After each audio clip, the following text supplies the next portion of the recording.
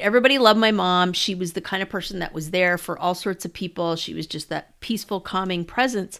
And I put her on a pedestal too. But after she died, I had to process some not so nice emotions about her and really understand what all that was about. And it was like when she was alive, I don't think I could do that. I think she took up so much space. I wasn't able to tease all that out. The relationship I have with her now is much more real and adult and genuine than I had when she was alive, if that makes any sense at all. I like how you've processed it that way, because I feel very fortunate that I had a great relationship with my mom, because I know not all women have great relationships with their moms. I know the mother-daughter relationship can be extremely conflicted. I love that you've kind of worked that out for yourself so you can have this, this healthy relationship with her. When I turned about 19, I think that's when she and I really started becoming friends. We kind of moved out of the mother-daughter role and more into the friend role.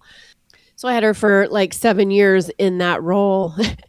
And I'll never forget, we're driving somewhere and I'm like, do you want me to tell you like all the things I've done that you really, that I probably shouldn't have? And I never forget, we're driving and she's driving. I'm in the passenger seat. She looks over and she goes, no, I do not.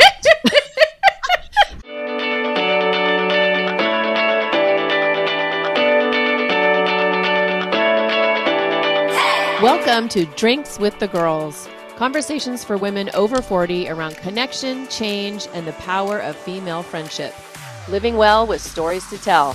I'm Karen, and this is Lisa. We are moms and solopreneurs stepping into our own, diving into real conversations about things that matter to women in midlife. We're here to spill the tea on everything that affects women in their 40s and beyond.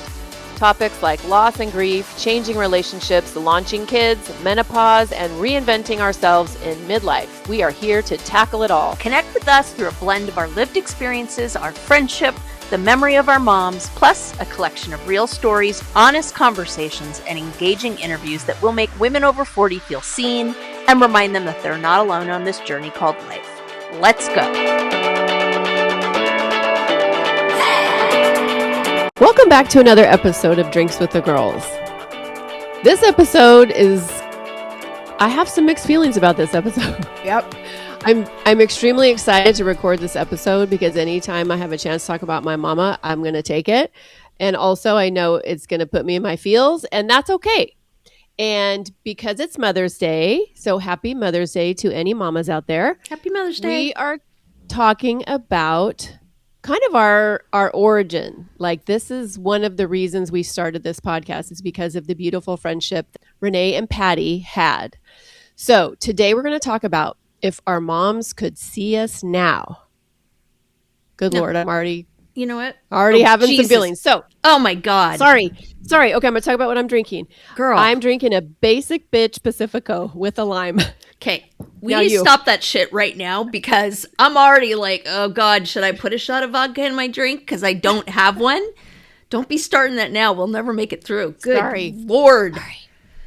I am drinking. I was on a new kick. It's called Fentiman's Botanically Brewed Traditional Pink Ginger Aromatic Botanical Beverage with Ginger and Orange Extracts. And if you're still listening, that was my drink 5 minutes later after I described it. Okay, for the YouTubers out there, that's what it looks like. It's a pretty little bottle.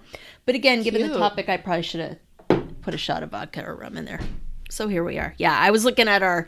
So y'all know we don't have a script anymore. Like, we threw that out the window. But we just have notes. And so I was looking at them today and I was like... Oh, God. Like, same. I was like, I want to do this. I'm so excited to do this. But at the same time, like, I don't know if I want to go down this road. Anyway. I forgot to give you a warning. I meant to give you a warning. Trigger warning. But yes, Trigger warning. So we're going to talk about, like, what it would feel like if our moms could sit across from us right now. And, we had a glass of, I don't know what Renee would have at this point, but my mom would have a glass of cheap Chablis with the screw top in the jug with the little handle on ice.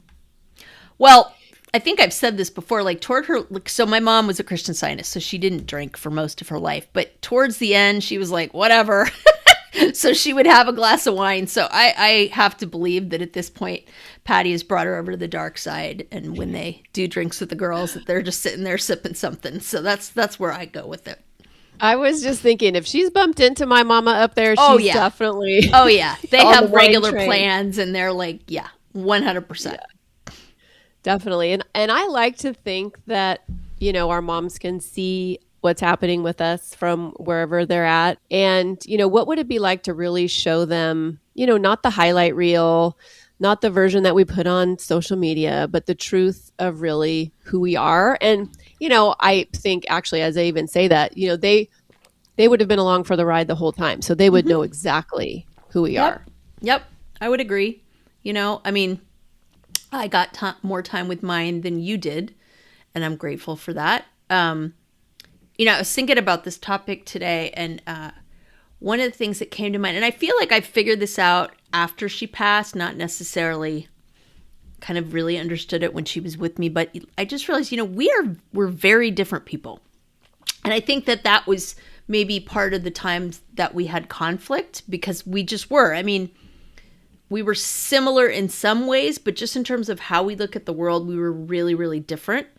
And she was really kind of my anchor, like she was just like kind of, like when you were talking about helping Peyton with the resumes and stuff, like she was like the litmus test for me, and my anchor. And whenever I had just a question about something, it wasn't so much that I'd like ask her.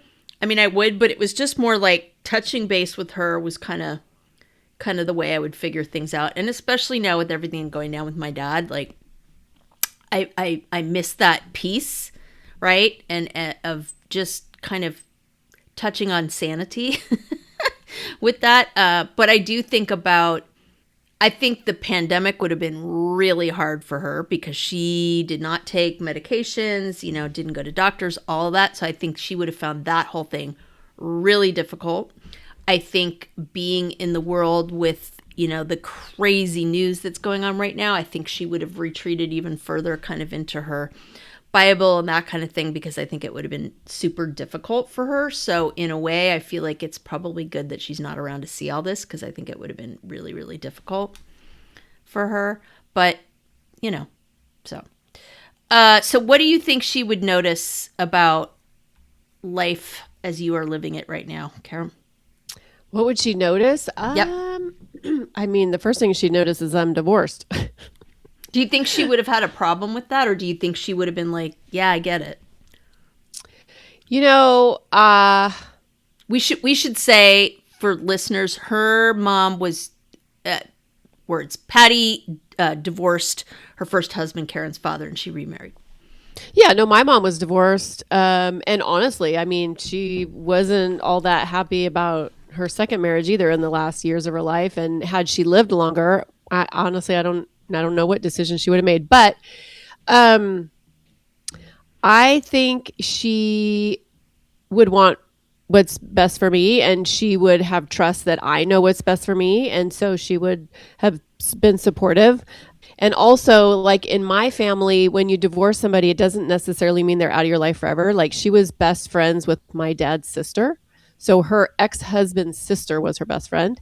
And that even trickled down because my bonus mom was the same way. And my dad, like, if my sisters, when they were divorced or whatnot, we still included their exes because they had kids together. So they were the fathers of my nieces and nephews. So they were always included at our table. Yeah. So this was just kind of the vibe.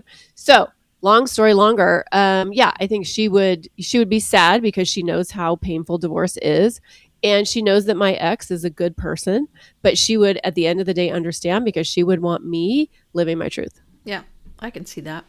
What do you think what your mom would be proud of? Like if she were here, what's the thing she'd be proud of? It's funny because sometimes my mom would give me these crazy backhand compliments, and we've talked it before. You've talked about a few of those. I really admire like how you can just let your house go to really focus on your kids. It's like, thanks. I think good times, Mom. Thanks for that. I think that she would have seen, how difficult this season of life has been for me. And I think she'd be really proud of me that I've survived it in the way that I have. I think that perseverance piece and the never giving up piece she would be proud of, because I was a lot more fragile, like in my 20s and 30s. And of course, I got married later than Karen. And, you know, I needed her to help steady me through stuff. And, you know, I mean, ironically, I think when she passed, that was kind of the last vestige of me not feeling like I could trust myself and rely on myself. And I had to do a lot of work after she passed. So I feel like, not that her death has made me stronger, but I feel like it kind of gave me permission to step up and step into the person that I always should have been. And I think she would have been really, really proud of that, for sure. What about you? It has made you stronger. Because that's, you know, like what we talked about on, what was it, our reinvention episode, or our unwanted reinvention? Look at you pulling up the episode libraries now. Well done. Who knew my memory could be so good? You know? But yeah, so I think it definitely makes you stronger. You have to be. Because like my mom died, I was 26. It was literally... That still blows my mind. The week of my wedding. Like I wasn't even married a full week and she passed away. And so I had to learn how to be a wife without her. I had to learn how to be a parent without her. And my biggest heartbreak is that my kids don't know her, because she was just such a fantastic person. But yeah, I mean, I think it definitely makes you stronger because you have no choice, right? Yeah. And I actually remember, I think we've talked about this. I remember my mom talking about this with me, and I don't know how it came up, but I remember she said, we've talked about this. She really wrote wonderful letters and she really put a lot into it. And I remember her saying, Karen wants me to put together some memories, because now that she's having kids, she wants her kids to be able to remember their grandma, from what people's memories were. And I don't remember what she did, but I do remember it was really important to her to do a really good job with that and honor her friend. And she felt very, she really felt a responsibility to be that for you and really do that. Are we going to make it through this episode? I swear to God.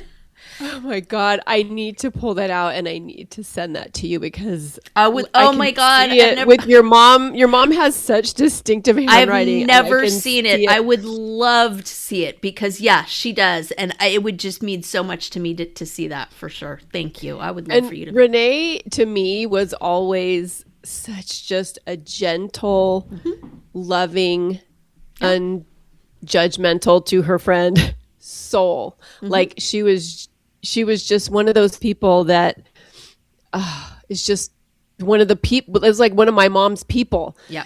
And after my mom died, I thought, you know what, I need my kids to know this woman, not just what my perspective. And so I did. I reached out to the people that are close to her, and I need to pull that out because Did you put it into some kind of a book or something, or was it just you have like it all bundled together? That is so cool. It's an old school photo album type book, so cool. Like a 3-ring binder, and it's in the writing of everybody who wrote back. So it's in your mom's writing. Oh my God. And you have to send that to me. I'll burst into tears, but it'll be awesome. Yeah. Because those are some of the things that I treasured the most about her, because that was so important to her to do that. And so many people reached out after she passed and was like, I have a letter of your mom's, and I'm still just like, send it to me. I want to have that. I don't know if I've ever told you this, but there was a time where I was really questioning life. I was questioning things. I had big questions, because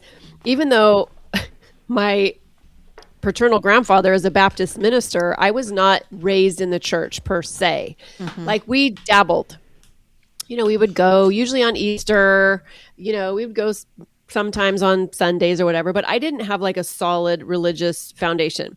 And so when I got older, I was like questioning some things, and I reached out to your mom because I knew she was a Christian Scientist and she had this different perspective. Yeah. And so I'll have to find that letter too. But yes, please. I'll take all of so it. Precious. Okay. So precious. I have to show you this to you. I'll tell you a happy story and a sad story. So again, YouTubers, you get the preview. So I don't know if you can see these, but these are canning lids. And these are written in my mom's writing. And I found these and I keep them in my desk drawer right here whenever I want to think about her. And because of her writing. And, so I don't have tons of it. So I treasure what I have. And I remember, oh my God, this is so awful. This is probably when I'll cry. So for our wedding, and I can't remember who organized it. Somebody got those plates you used to be able to buy, and then people would write on them, and then you get them fired. So we got one of those, and it was beautiful, and everybody had written on it. My mom wrote this whole little thing, and my husband was washing it, and he put it up on this dish rack, and wasn't careful, and it fell down, and it broke into like a million pieces, and I was so distraught because it was like one thing that I had of hers that was really like I could display. And he looked at me and I just burst into tears, and it was so hard because I was so devastated. I knew he didn't do it on purpose, but it was unsalvageable. Yeah. So it's hard to be mad at him, but you're mad at him. Oh my God. It just oh my God, it just ripped my guts out. So I need to start collecting some stuff. Like I have some of her books and things like that she's written in that I keep. Yeah. Those are some really wonderful memories I have of her. What about you? What do you have of your mom's that you keep that you really like to have? Well, when she first died, I kept everything. Everything. Yeah, I her bet. Clothes, her books, because like your mom, she was a book girly, and I've really tried to let go of a lot of things. Like I have her china, I have dishes, things like that I used, but I took her writing and I put it on my body. When I turned 40, I got a tattoo with her writing. Oh, cool. I have, it's upside down. It says, it says love you. Oh. You gotta do it this way. Oh, wait. Okay, move it over. Oh, how cool. So it says love you, and I can see it every day because it's on my wrist. That's the best thing ever. I need to copy that. Yeah. And then I have, she gave me a card when I graduated with my master's degree, and it said,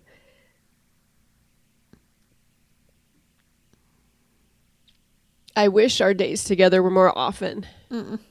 And so I put that on my hip. Oh, I love it.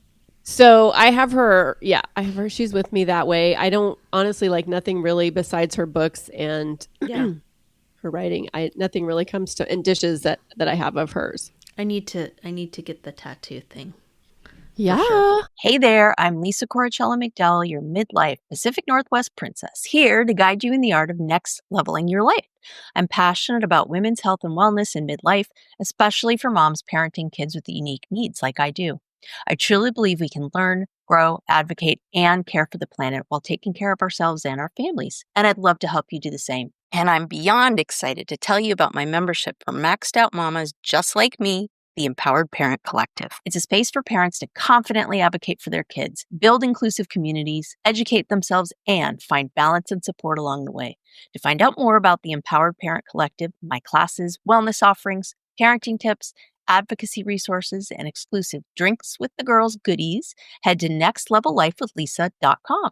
Let's survive and thrive in the messy middle together. One of the things that I remember are like things that she would say. Right. And so like my family would always like quote these things. And it was kind of, some of the stuff was really funny just in terms of what she would say and kind of the silly things that she would do. Was there anything that like you remember that was like really quote worthy from your mom that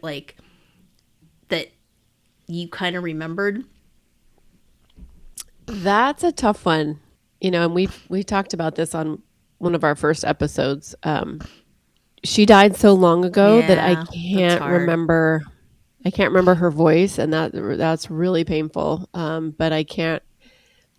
I mean, I was such a young woman. I just I mean, you were a baby. Yeah. So sadly, like I can't really think of anything. I mean, I lean into who she was as a person and her mannerisms, and she was the most non-judgmental person you would ever meet. And she just made everybody feel loved. And here's the interesting thing. So when I turned about 19, I think that's when she and I really started becoming friends. We kind of moved out of the mother-daughter role and more into the friend role. So I had her for like 7 years in that role. And I'll never forget, we're driving somewhere and I'm like, do you want me to tell you like all the things I've done that you really, that I probably shouldn't have? And I never forget, we're driving and she's driving. I'm in the passenger seat. She looks over and she goes, no, I do not. I'm like, okay. Hell no. I'm like, we're besties now. Let me fill her in on all the things. But she's like, oh no, thank you. So I think we were on that like friend level for a few years before she died. And I just try to be like her. Like I can't think of, like, she doesn't have any sayings that I can think of or, quotes or whatever, but just who she embodied is how I try to be. Yeah. Well, and frankly, that's probably what made her such a good teacher. She was a high school teacher, and I'm sure that kids really just related to her and loved her because of that. They did. Yeah. She was meant to do what she did. Like when I was in high school, I didn't go to her high school. I was like, oh, hell no. I'm not taking her class. No way. Oh my God. Were you in her? So was that like your neighborhood high school? No, thank God. Oh my wanted gosh. Me to go to you're her like, high school. Oh, hell no. No way, Jose. Oh my gosh. No. But yeah, there would be, the kids would they loved her. They just, we all have teachers like that. We all have, a couple teachers in our histories that we just felt that way about. And that's who she was. Yeah. And you're right. That's why, because, her office was an open door and she taught the brainiac kids, in the higher level classes, and she taught the lowest classes too. So she had the spectrum, and all the kids felt like she was a safe place. And I love pretty that. Awesome. That's a pretty awesome legacy, Well, no wonder Peyton is so good at what she does, right? She got it from her grandma. Totally. 100%. That must make you so proud. That's a piece of that living in you. It does help me because it's like my mom's legacy lives on in her, and in other ways as well, but that for sure. I have a question. So if your mom came back and she could like slide in a piece of advice or a piece of like her mind very sneakily to you, what do you think she would say? Okay. What do I think she would say? Or what do you... See, the reason I'm saying this is because sometimes she just couldn't help herself, like with the judgment stuff, right? Like, it'd be nice if you put a little lipstick on. I'm like, are you fucking kidding? Like, I never forget this. I'm pregnant, right? I'm like 6 months pregnant, 7 months pregnant, and you're not feeling your best at that point. And she, I swear to God, gave money to one of my friends to take me out for a spa day, which was really nice. But it was, and here's a little extra. I want you to have the person pick out some makeup for her that will look nice with her. And I'm like, really? Really? Oh, Renee. Like, I think that she loved her grandkids, and I will be forever grateful that they got some time with her. It breaks my heart that they don't have a lot of memories of her, but I have a lot of good pictures. And one of the things, oh my God, I treasure is, and I've got it backed up in like 30 different places because it would just break me if I lost it, is I had the foresight, and I don't know, to this day, I don't know why this came to me, but I just had this sense when we were in India, which would have been 2 or 3 years before she died, maybe. Let me think about this. 4, maybe 3, maybe 4. And we were down at a vacation rental in Goa because we were teaching in India, and the kids were little. Giovanna was like 3, Liam was... No, Giovanna was 2, Liam was 5. And she loved to sing, and she would sing to them. And I something told me I needed to record it because I just wasn't big on that. And I have this recording of her singing "Jesus Loves Me" to Giovanna, and it's hysterical because she's like singing, and Giovanna goes in the middle. She goes, "No, not that song. Sing Jesus." And so like my mom's like singing it. She's like, "Okay, we're done now." But it was great. And I played it at her funeral. Oh my God, not a dry eye in the house. But that was like the essence of my mom. And she really, it was hard because my dad just didn't know how to relate to them and was just always too busy for them. And I think it really made her mad, especially because they weren't close to my brother and his kids. It's a whole other story. I'll let him tell that. And so I think that was hard for her, but she loved having them. I'm grateful that we got to live on their property and raise our kids so close because they could, I mean, it was like Huckleberry Finn time. Like we lived out on a farm. They could like leave. I mean, not many kids get raised in an area right now where you can just like let them go and like wander around and hey, be back by dinner, right? Like that's how it rolled with you and I growing up. But now like there's no way. Can you in like the wilds of Seal Beach, right? Telling Peyton and Charlie, come back for dinner. Like there's no way on God's green earth. So one day, I don't know how they did this. They wandered up to my mom and dad's house, which was like you could see it from our backyard, like over the pond and over. And I get this call from my dad and he's like, your children are here? I'm like, oh, okay. Well, you can send them home. He goes, they were hungry and they told us they needed breakfast. He's like, don't you feed them? And I said, yes, I do. Thank you very much. But I'm sure they just wanted to hang out with their grandparents. So I get them back and I was like, you guys, like, what's the deal? Like, I'll feed you. They go, oh, we like Nona's cooking better. I'm like, okay. All right. Yeah, they called her Nona. They called her Nona and Pop. So cute. All right. So cute. So what do you think would surprise your mom? Oh, wait. We need to talk about advice. You didn't tell me the advice that your mom would have given you. Yeah, I know. I was regretting that question as soon as I was like, said it. Oh, I'm like, she it's scooted back around. Yeah, she scooted right over that one. Oh no. I mean, it's so interesting to think about that because she didn't really do that. Like she didn't really, unless I asked, you know. God, I wish my mom was that way. I tell you. And, you know, my best girlfriend, shout out to my girlfriend, Shane. I just had my one of my annual college girlfriend weekends this past weekend. We get together twice a year now because we're all pretty much retired or work from home and we love each other. But anyway, we were laughing because her mom also died relatively young. And you know, you just automatically put them, if you have a good relationship with the person, whoever it is who died, you put them on a pedestal. Yep. Right. So we were kind of joking how our moms are just forever on this pedestal and they're forever just these perfect beings. And I mean, I know in my head that's not true, but in my heart, I'm like, totally. She was pretty much perfect. So as far as the advice piece goes, like she wouldn't give me unsolicited advice, but I wish that she would have been around when I certainly was going through my divorce, when I was having my struggles with my dad, her ex-husband, you know, just things like that. It would have just been nice to have somebody else's opinion who's kind of been there, who I know loves me.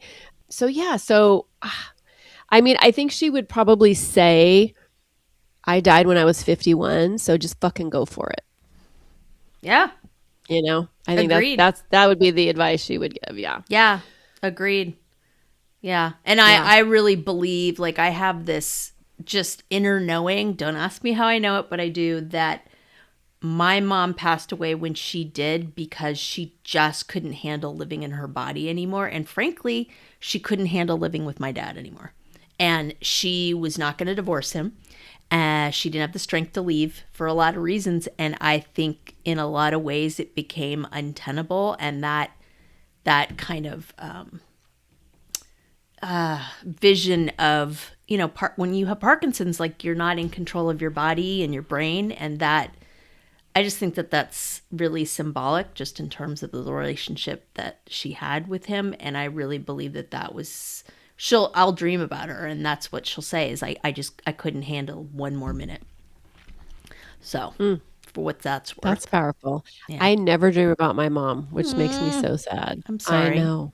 I'm not a big dreamer anyway, though. Like, I don't really have a lot of dreams. God, so I wish. I have weird freaking Tony dreams. thinks something's wrong with me because that's how he is. Like, his brain is, he'll wake up and he'll tell me about like 5 dreams he had the night before, and vivid and detailed and all of it. And I'm just like, oh, yeah, maybe I had a dream about a lion and that was it. So, I think also certain antidepressants and anxiety meds make you dream more vividly. I think my husband and I have the kind, because I have some weird freaking dreams. Like Stranger Things fans, I dreamt that I was like dating Vecna. What does that mean? Yes, I know. Thank you. But he wasn't all creepy and weird. He was like hot, like that actor. You know what I mean? He was like the cute. What's his name? Jamie something. Right? He's hot. He's cute. So I was like down with it. And then I woke up and I was sat up and I was like, oh my God. My husband's like, what? I was like, Vecna. And he's like, okay, it's over. You need to let it go. Like, I was like, no, you don't understand. Oh my God. Dang. My name is Karen Shatafian, and I am a shameless coffee addict and empowerment coach for women, and my love language is authenticity. My mission is helping women unapologetically design a life they're in love with. Because what the hell are we waiting for? My website, KarenShatafian.com, has all my coaching packages and free offers, like my midlife reclamation guide. In it, you'll find tools to help you decide how to create the most inspired and empowered version of yourself and your life. You can find me on Facebook and Instagram talking about ways women can show up for themselves after decades of showing up for everyone else. Join me as we throw off the shackles and live our best freaking lives. See the show notes for all the details. Cheers. I have a question. So do you ever like say things or do things and you're like, oh my God, that's oh my God, it makes me freaking crazy. Right? I mean, the whole, there's that whole, is it Progressive, the one about the whole thing where the guy's like trying to tell people that they become their parents kind of a thing in the commercial, which I think is why it's so damn funny to people. Oh, yes. Yeah. I mean, and it's weird because I feel like it sneaks up on you. Like you're not like, I'm going to be like my mom, but like something happens especially with my kids. And I'm like, holy crap. Like I am channeling her. Like this is weird because we're very different, like I said, in a lot of ways. So, right. To be honest, one of the challenges for me has been like, I went through it was weird. Like when she passed, I had a lot of therapy over things. And one of them was about just really absorbing the idea of life being fragile. And I had a really hard time with this idea of I'm running out of time. It just really threw me for a loop. And I had to really process that. The other piece that was really difficult for me, to be honest, is, like you said, everybody loved my mom. Right? Everybody loved my mom. She was the kind of person that was there for all sorts of people. She was just that peaceful, calming presence. And I put her on a pedestal too. But after she died, I had to process some not so nice emotions about her and really understand what all that was about. And it was like when she was alive, I don't think I could do that. I think she took up so much space, not a bad way, but she was just so larger than life. I wasn't able to tease all that out, And so I feel like, I mean, this is going to sound goofy, but the relationship I have with her now is much more real and kind of like adult and genuine than I had when she was alive, if that makes any sense at all. That's interesting. And I like how you've processed it that way, because I feel very fortunate that I had a great relationship with my mom, because I know not all women have great relationships with their moms. I know the mother-daughter relationship can be extremely conflicted. And so I love that you've kind of worked that out for yourself so you can have this, this healthy relationship with her. And I love that you still have a relationship with her, even though she's gone. I very much grew into my own person and kind of was able to process all of that with her. Because, it's kind of like having someone famous in your life, because like everybody knows my mom. Like, we have this tight circle of people, and it was like your mom was, I think, the first one in their circle to pass, I want to say. I'm pretty sure of that whole Redlands group. And my mom was the one that nobody expected to go first. People were absolutely gobsmacked. They like, she was supposed to be the healthy one. Yeah. And I sometimes have conversations with her when I'm talking to myself about the fact that she's gone and my dad's still here. Because I remember specifically talking to her about this. And I was like, I swear to God, if you leave me with this cranky old man and you go first, I will come up there and I will bring you down and smack you. And so we have conversations about, thanks. Like, I get it. You couldn't live with them anymore, but Jesus Christ, Mom. Like, because I think she would be just livid with him. I think she would be so upset with how he's just wasted his time and what he has become. I think she would be enraged. I think, you know, a lot of the feelings that my relatives have for me in terms of the way he's acted, I think are a reflection of how she would have felt about the situation, about what he's done. So yeah, it's very weird. I have this, I mean, I think it's a pretty rich relationship, but it's not, I don't know. I don't know how to explain it. It's cool. You don't have to explain it. One of the things I notice, like when I really miss her, I hang out with my daughter. And that, I don't know, I just feel her presence then. You know, she's definitely very different from my daughter, but there are a lot of things about my daughter that remind me of my mom in a lot of ways. But I think it's more like the fact that I'm a mom and she's my daughter reminds me of, you know, the echoes of that relationship. So, you know, we talked a little bit about Peyton and you know, her choice. What do you feel, I mean, are the most like significant echoes that come kind of back to you and your mom when you're with Peyton? Does that ring true for you, or do you not feel that way? Or that's hard. It's hard to answer that question because, like, if you're just looking at how somebody moves through the world, I would say that Charlie is actually more like my mom. Okay. Like, Charlie is very, and not that Peyton isn't, because Peyton is a very open, welcoming person too. Peyton just has a very strong, like, she has a voice and she uses it, and she, you know, I don't know where she gets that from. I mean, but literally, like, we talk about how she's the version of me that I am now. I love that. Like, love that. She's the version of me that I, for whatever reason, well, I know there's lots of reasons, but I couldn't be at her age, right? And I think my mom is like, my mom did not have a voice. So I think in that way, Peyton is not the opposite of my mom, but she's, as much as I say, you know, you're who I wish I could have been at your age, my mom is doubling down on that. My mom is like, oh my God, my granddaughter is the woman that I am, but never had a chance to fully become, if that makes sense. That's so awesome. No, I love that. Whereas Charlie definitely has like characteristics of my mom in terms of just how he interacts with people. He's very gentle, loving. Yeah. And not that Peyton's not. No, I get it. That. I get it. But they just have different personalities. Yeah. So, yeah. So I see my mom coming through in different ways in both of them. What do you think? How about you? They're very different. Like, I mean, I was about to say I love who my daughters become. Yes, I do.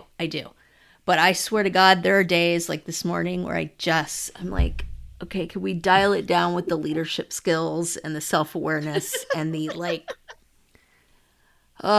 you know, it's like, yay. In 10 years, you're going to be so thankful. Dude, I mean, I am thankful, but sometimes it's like, oh my God, just give me a small break, would you please? So that part, like, my mom would be like, oh, wow. Like, I think she'd be a little like, good God, you let her do what? You know? I mean, but like, I can stop her these days.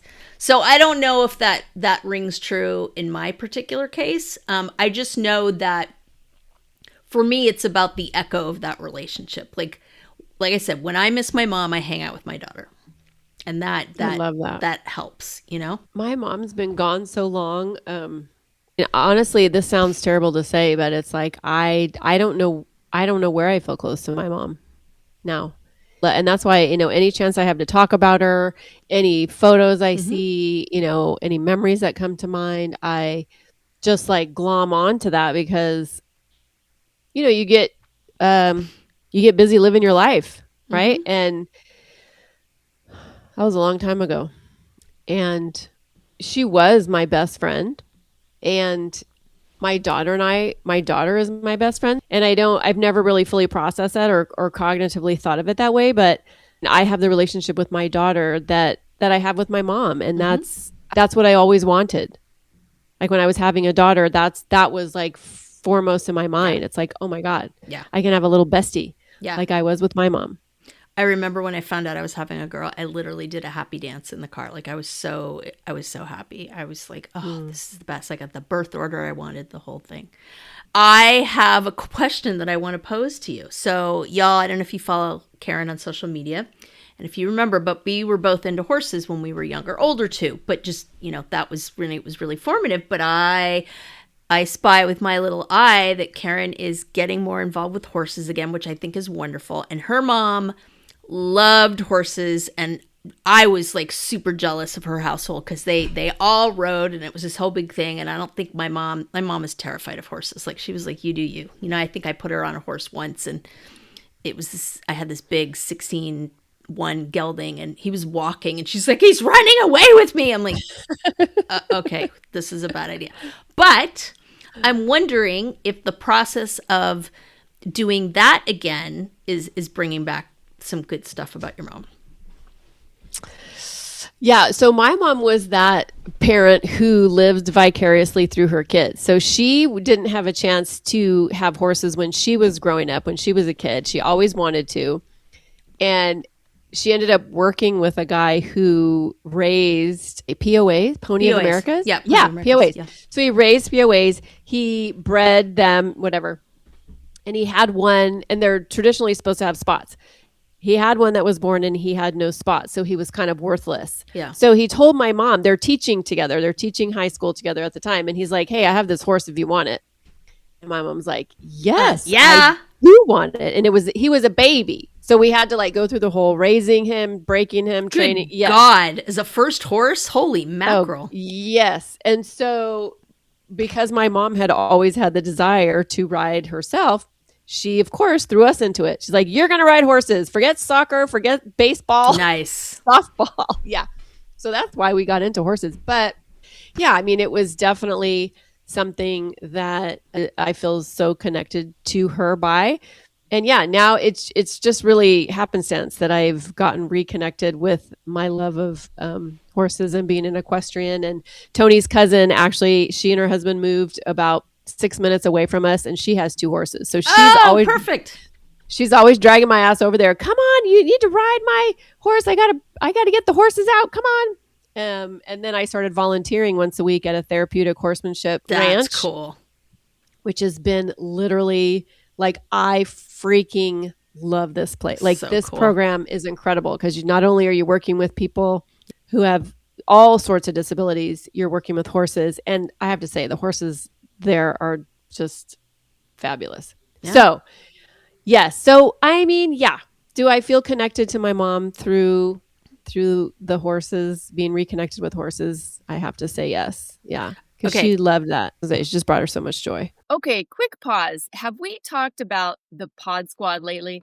Oh, the Pod Squad. You mean our email list /VIP lounge /digital wine club? Exactly. So listeners, if you're not on it yet, you're basically making life harder for yourself when it comes to podcasts. Like trying to scroll for show notes while speed walking on a treadmill. Wait, what was that link again? Oh, no. Grab the side rails. Or pulling up that book we mentioned while you're in the Starbucks line and then realizing everybody else moved up 3 cars and now you're that woman. We've all been there. That's why we made the Pod Squad. You'll get new episode alerts every week with direct links. Easy to listen, easy to share. And show notes straight to your inbox. So when we drop a life-changing product, book, hot tip, or yummy new drink, you're not rummaging through your memory like a woman searching for her reading glasses when they're on top of her head. It's organized, it's helpful, it's for you, babes. So join the Pod Squad. The link is in the show notes. Just tap it. Snacks, sarcasm, solidarity, and obviously fighting the patriarchy. We write at dawn. I just got this memory, and I don't even think I've thought about it since it happened, and I didn't really think anything up. But I remember, you know, I was, of course, horse crazy, and I remember my mom, you know, she would keep me updated about you and what's going on, and of course I was jealous as hell that you guys had horses and this and that and the other. And I remember one time she's like, yeah, you know, Patty and the kids are really into this particular breed, and I wonder if you know anything about it. And, you know, it's this and that and the other, and it's something. And I was like, Pony of the Americas. She's like, that's it. Apparently this. And she's like lecturing me on. I'm like, yeah, I know, Mom. Like, it was just so hilarious because she just was like, oh, it's this amazing thing, and Patty's told me all about it, and blah, blah, blah. And I'm like, you've literally never been interested in anything I've been doing horse-wise, and you're lecturing me about breeds. That's hilarious. So that's pretty funny. I hadn't really thought of that. Well, the POAs was our kind of like gateway horse. Yeah. that got us in the door. And then, yeah, my last horse was he was an Appaloosa, and he was probably 16'2", and just the sweetest boy ever. That's he was amazing. Really the only... It was amazing and it was a perfect way to end my career because all the little shithead ponies that I had up until that point would dump me off. Yep. I got bucked off or tossed off so many times, and I ended up doing a 3-day eventing. Mm-hmm. And yeah, he didn't try to get rid of me when I was trying to go over a jump. He didn't stop right before you got up to the jump, and I kept going. Right. So. His name was Joker's Wild. I just want to like memorialize him right now. Nice. Because I knew a fair amount of Appies in my time, and they were cray-cray. Like I mean, you talk about getting dumped. I got dumped by one, I swear to God, just right out from underneath me, slid into this fence, stopped. I kept going. It was like I slid into home plate on my face. I mean, I was in the emergency room, and they were taking gravel out. Okay, again, YouTube moment. Literally from here all the way, like I had this skid mark of gravel. It was bad. And I was like, ugh. I never went to the ER for all the times I got tossed off. Are you kidding me? Oh my God. Never. Well, I mean, we bounced, right? Like, I mean, I remember my horse landed on me once and got me trapped under a fence. Like, you're like rubber. You're like, whatever, right? And it's funny because I remember when I took them up again later in life, I was riding my horse at the time, who was this thoroughbred. She was fairly small for a thoroughbred, but I don't know what happened, but something got into her, and she just randomly just let out this massive buck. And I went flying through the air, and time just stood still.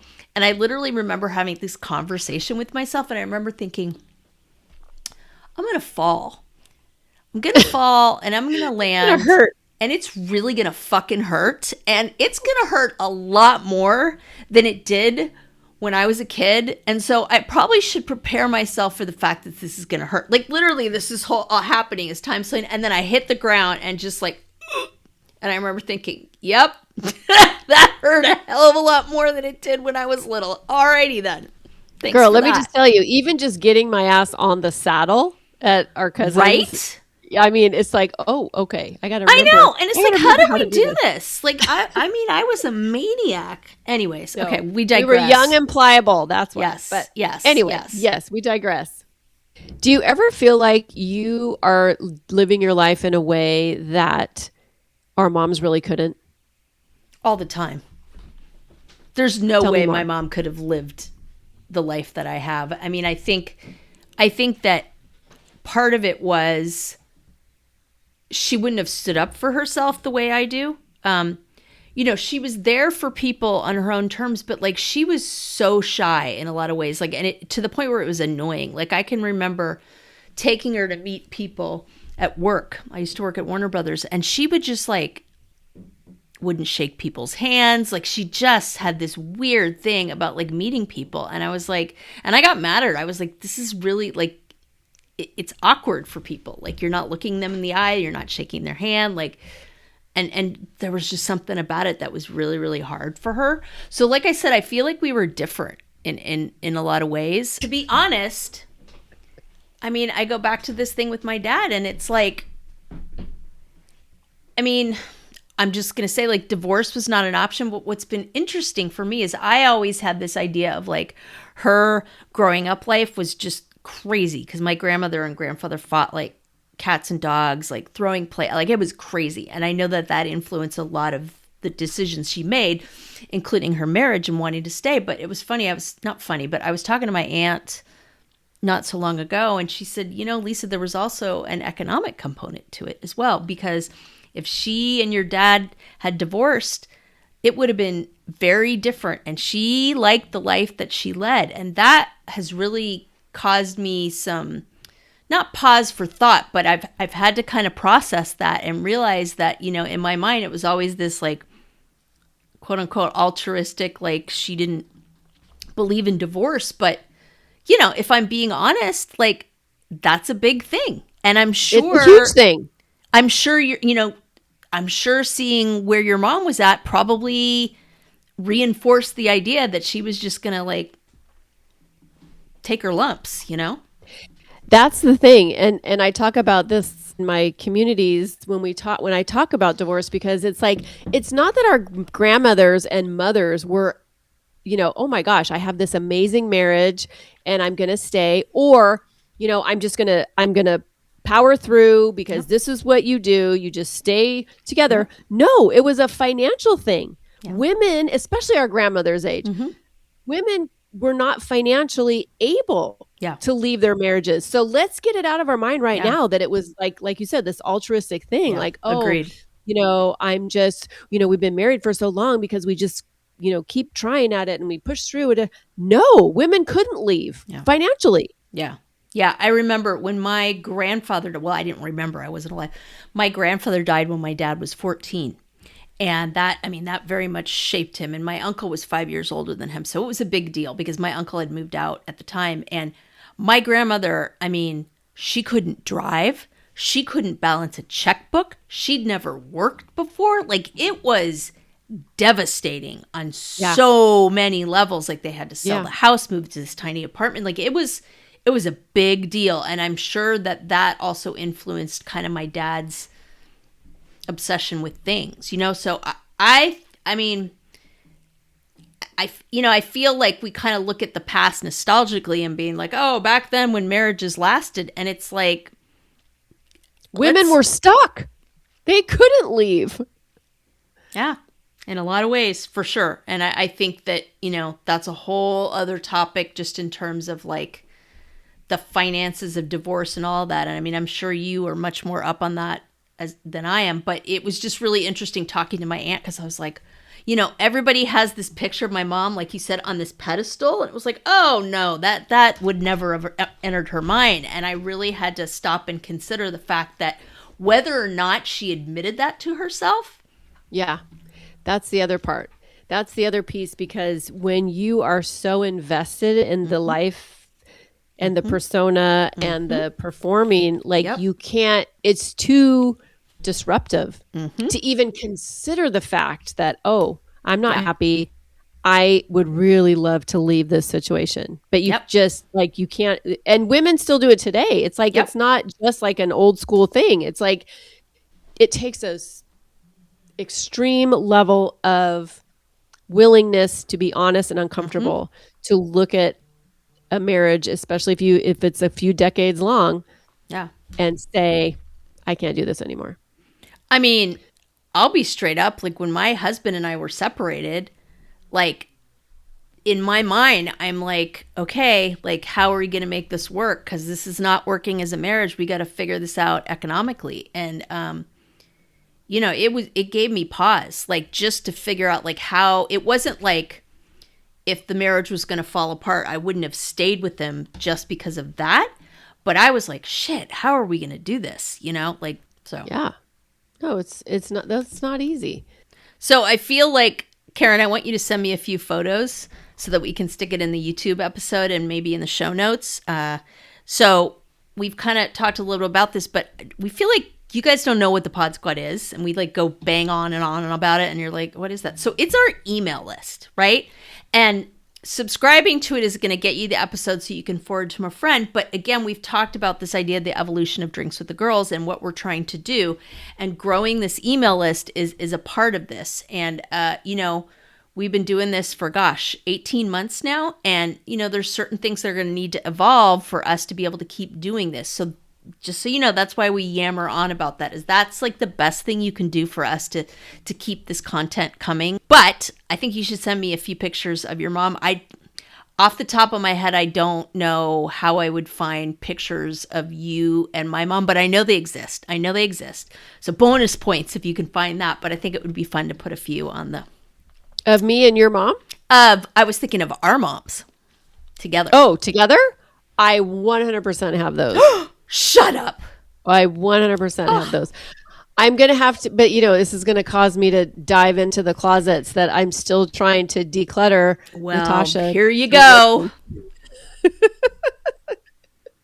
I would love for you to send me one of those. Because I feel like there are patron saints of this podcast. Like, yes, absolutely. When I am like, I'm going to record with Karen, like, yay, right? I'm always excited about it. And then I just literally have this image of them sitting down and like clinking glasses and being like, all right, what's the topic this week? Like I just feel that so hard in my core.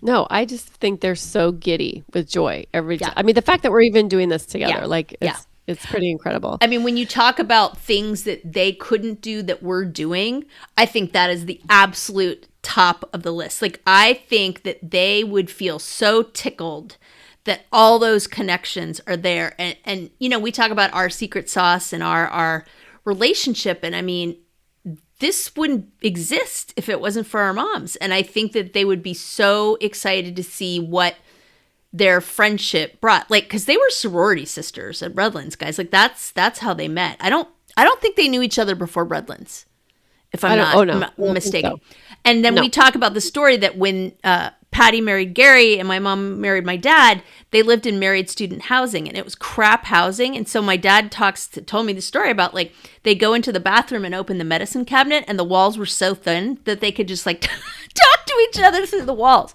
So there's definitely like those core memories of that whole piece that anchors all that. But yeah. So.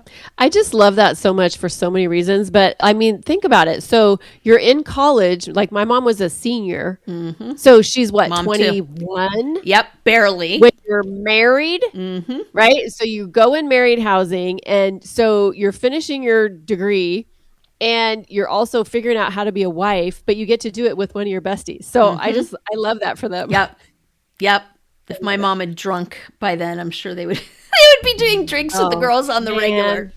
Yeah, for sure. I'm surprised my mom didn't turn her, didn't take her to the dark side sooner. It took cancer and Parkinson's, but it finally did. Boo. Yeah. Bear and arrow. So, listeners, obviously an emotional episode for Lisa and me. And and right there, the former English teachers that are our mothers are zapping us going, say it right. Right. My mother is in the building. We know that Mother's Day is not always sunshine and rainbows for a lot of women for a lot of different reasons, and us included, because our mothers are not here. And so, first of all, I just want you to know, listeners, that, we see you and we understand that. We get that. Mother's Day comes with a whole lot of feelings sometimes. And I think, the thing that I would love listeners to walk away with this episode with is just the understanding that our mothers, whether we had a great relationship with them or not, or lukewarm relationship, they are in us, and we get to decide what we want to take from them moving forward and how we want to integrate them in our lives. And I was lucky enough to have a good relationship with my mom. And so I just hope that she knows that, she is living on in me, and she's living on in my kids, and she's going to be living on in my grandson in a few months. And that just brings me, the ultimate joy. But mothering is hard, and being a daughter is hard. Yep. Like, Yeah, it's not all sparkly. It's really not. And so I think, being able to just come to terms with, how we want to be as a daughter, how we want to be as a mother if we are one, is our choice. And it's kind of the original core memory, I was thinking when you said that, and by the way, is that an announcement? Are we having a grandson? Is this like the official word now? We are having a grandson in May. Oh, how cool! My kids are both born in May. Sweet. We'll have all sorts of kitties. Peyton's born in May, at the end of May, and she's a Gemini, and she tells her brother, she's like, this is what you get. This is before we knew it was a boy. She's like, I hope it's a girl, and she's a Gemini. Yeah, mine are both Tauruses, and I think my husband is too. No, my husband's Aries with my dad. Yeah. Anyways, let's walk down the zodiac lane. What I was going to say is when I heard you saying that, I was flashing back to the episode we did with my friend Alex Casillas, and we did it on trauma. And we were talking about this idea of generational trauma, and she talked about the biological fact, essentially, that when a woman is born or a girl is born, they already have all the eggs in their body that they will ever have in their whole life, which contain the DNA of their mothers. And that was I'm still kind of processing that because yes, absolutely. Your sons, all of that, they contain your DNA, like you're saying with your grandson. But I do think there's something very unique about the mother-daughter piece, just in terms of the generational piece. I mean, we talked a little bit about it with Alex, where, back in the day, women were kind of the keepers of the generational lore and hierarchy and all of that, right? Shockingly, it wasn't always a patriarchy, right? Way back, way back, it was a matriarchy. And so I like that idea of, having that imprint kind of live on and in a lot of ways. So that was kind of my takeaway when you started talking about that. I think that's super cool. Oh, I love that. And I think, we have to just realize also, I feel I am my mother's stories. Mm-hmm. I'm her wounds, and I'm her resilience. Yep. And then we get to take that and then take it to the next level. Peyton, she's the woman that I wish I could have been at her age, right? Yeah. So.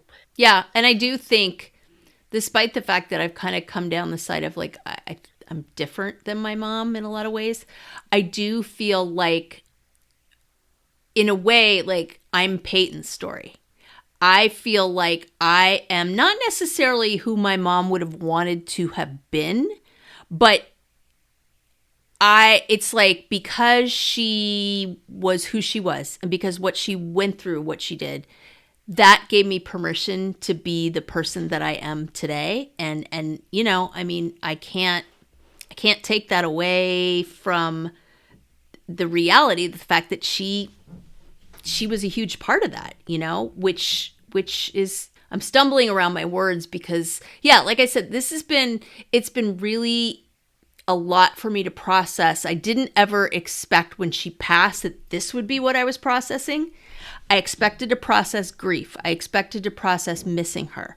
This hit me like a ton of bricks, that this was the piece that I really had to walk through. And I think it's because, not that my mom was famous, but so many people in our circle knew her, had experiences of her, and it was just this really weird dissonance of that.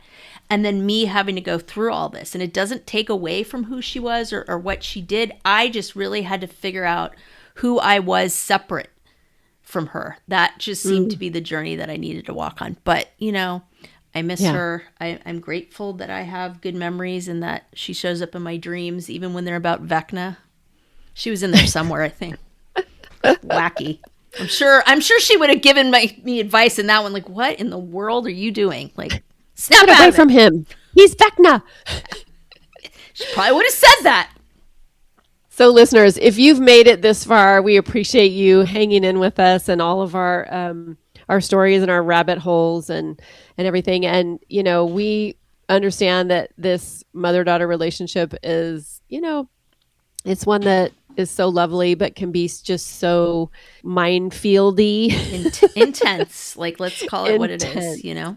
Intense. Exactly. So whatever kind of relationship you have with your mother, if she's around, if she's not around, you know, we see you and we see you in the ability to just be who you are and take what you need from whoever your mom was. We appreciate you being here as always. We want you to share this with a girlfriend. Somebody that you know might benefit from hearing what we've been talking about tonight. Yeah. Send this to someone that you think deserves a Mother's Day card. Yeah, exactly. And of course, please like, please share, and please keep those 5-star reviews coming. We love that. And join the Pod Squad. And we will close by saying cheers. Cheers.